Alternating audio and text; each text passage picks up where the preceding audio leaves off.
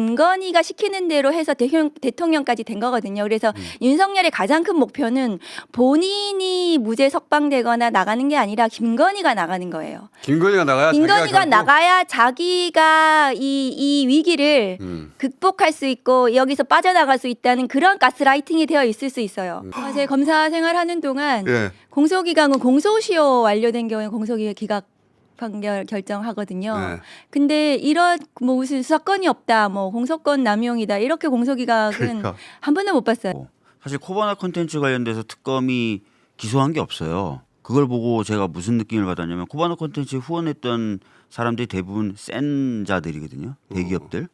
그래서 이 IMS 모빌리티나 이쪽에 대해서도 후원하거나 돈을 빌려준 사람들이 센 사람들이라서 수사가 잘 안 될 수도 있겠다. 공소기각이 자꾸 나오는 게 아까 밖에서 이제 박범계 의원님하고 좀 말씀 나눴는데 이거 빌드업 아니야? 그러니까 특검이 일을 못했어 이렇게 말하려고 이렇게 말하고 나아가서 김건희하고 연결고를 다 끊어버리는 거 아닌가? 공수처의 수사 범위에 대해서도 뭔가 하려고 하는 거 아니야? 자꾸 이게 관련 범죄, 관련 사건 이걸 좁혀서 19일 선고를 말씀하시는 네, 19일 선고. 그런 식으로 설마. 서늘한 이야기인데 너무 그 곽상도 50억, 곽상도 아들이 우회에서 받은 50억을 전에 이제 뇌물로 기소했었잖아요. 네. 그걸 무죄한 것이 문제죠, 사실은. 절대로 이 진짜로 그 하늘에서 뚝 떨어진 사람이나 이게 받는 선물이에요. 이 국민주권 정부에 대해서 총궐기하는 그런 느낌이거든요. 명태균이 무죄잖아요. 명태균이 영향력이 없다는 요지인데 그 사람 영향력이 없어. 근데 업자였다. 그러니까요. 네. 그런 공적 지위 있지 않아. 영향력이 없다는 건 명태균의 영향력은 김건희로부터 나온 거기 때문에 그렇게 말해버리면 김건희하고 연결고리가 끊어지는 것이고 맞아요. 김혜성 씨도 이거는 김건희 씨하고 관련이 없어. 김건희 특검이 할 일이 아니야 라고 끊어버렸잖아요. 그리고 이 김상민 전 검사도 네. 이 사람 그림 김건희 씨한테 준 게 아닌 것 같은데. 코바나 콘텐츠 같은 경우도 대기업들이 후원을 했단 말이에요. 근데 그러니까. 만약에 김건희와의 연결을 안 끊으면 그 후원이 단순한 후원이 아니게 되는 거거든요. 그러니까 끊어줄 수밖에 없었던 것 아닌가.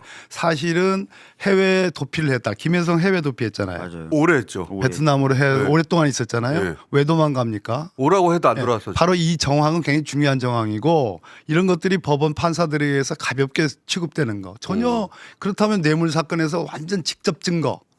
실제로 돈을 빼가지고 딱 손에 건네주는 것이라는 그런 어떤 녹음이라든지 사진이 나오기 전에 그럼 다 앞으로 무죄할 거냐. 왜 갑자기. 그러는지를 이제 생각해 보면 김상민 건에 대해서 판결문에 어떤 게 나온가 하면 김상민이 이 돈을 마련한 그 돈의 출처에 대한 수사가 미흡했다 이런 결론이 나는 거거든요. 예를 들면은 김건희와 윤석열의 공동 뇌물 이 부분도 굉장히 축소해서 알선수재로 기소한다라든가 그리고 그 김진우에 대한 영장도 기각시키면서 김상민에 대한 계좌 추적이 제대로 되지 않는 가족들을 같은 그 계좌나 이런 것들을 그런 김건희 특검에 나와 있는 파견 검사들의 태업 혹은 의도적인 수사 미진 이것이 김건희로 가는 부분을 막게 한 것이 아닌가.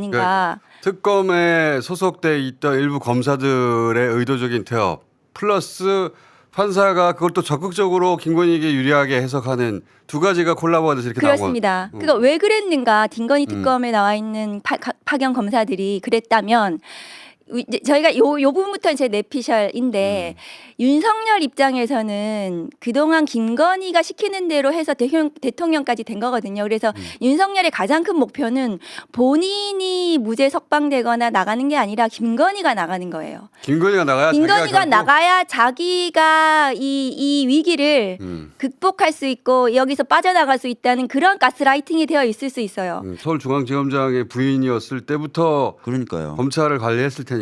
근데 부패라는 거는 판사 쪽도 재판부 판사 쪽도 관리해왔다는 얘기들이 있거든요. 그때 뭐 한동훈이나 이런 사람들하고 수백 차례 카톡을 주고받잖아요. 그렇죠. 이게 무슨 보고가 직접 안 될 때 임시 방편으로 김건희를 통했다라고 얘기하는데 말이 안 되죠. 검찰총장 그래서 부인한테 왜 보고를 굉장히 해? 세밀한 내용들이 보고가 됐을 거고 그 내용 중에 대부분은 저는 그때부터도 인사 관련된 부분일 수도 있다라고 인사랑 생각했는데 수사일 수도 있어요. 그렇습니다. 그러니까 검사들 입장에서는 김건희가 더 무섭고 김건희가 더 불편할 수도 있어요.